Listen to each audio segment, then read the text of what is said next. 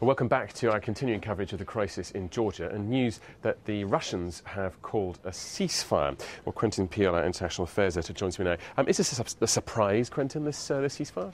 I think it is a bit. I think we expected the Russians to carry on for another couple of days until they'd really made sure that the Georgian army was incapable of any response. But I'm not entirely sure yet that this ceasefire is for real, because Medvedev has set two conditions, and the key one that will be very tough for the Georgians to respond to is signing an agreement on the non-use of violence. They've always flatly refused to do this, saying that they are a sovereign government in their own territory. So it may be that Mr. Medvedev has actually set up something that's not quite doable. So a bit of an empty ceasefire, really. What do you think is the intention behind it? Well, I think the Russians, if they're sensible, will realise that they have got to stop before they actually unite the entire Georgian population and the entire Western world clearly against them by going too far.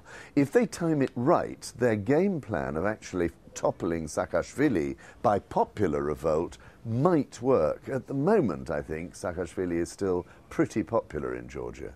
Now, you've just talked about Western opinion. Mr. Sarkozy, representing the EU, is on his way to Russia at the moment. How do you think he'll be welcomed with his plan for an international peacekeeping force?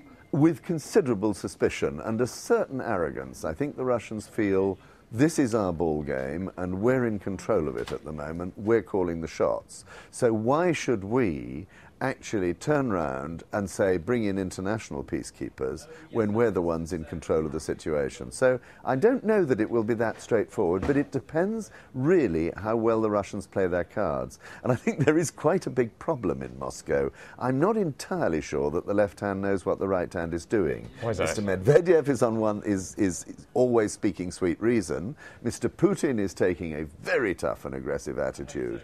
And when the foreign minister was questioned, Mr. Lavrov, about Russian troops marching down the Kadori Gorge in Abkhazia, he said, well, did Saakashvili say that? And he had to be told, no, it was his own defence ministry who said it. Well, in Abkhazia, what is going on there? Because we hear news that the separatists, so again, neither Georgian nor Russian troops, that they are pushing down this gorge, that there is an increased level of activity there as well. Yes, it's a very difficult military operation, and there's no way they could be pushing down that gorge without massive Russian support. And indeed probably considerable planning. They must have been planning this for a while. There are 9,000 Russian troops now, we're told by the Russians, in Abkhazia, and so they're quite capable of opening a very substantial second front there, which the Georgians, I think, would be unable to resist. But if they hold back now, they may do better on the international public relations game, which actually the Russians in recent days have been losing.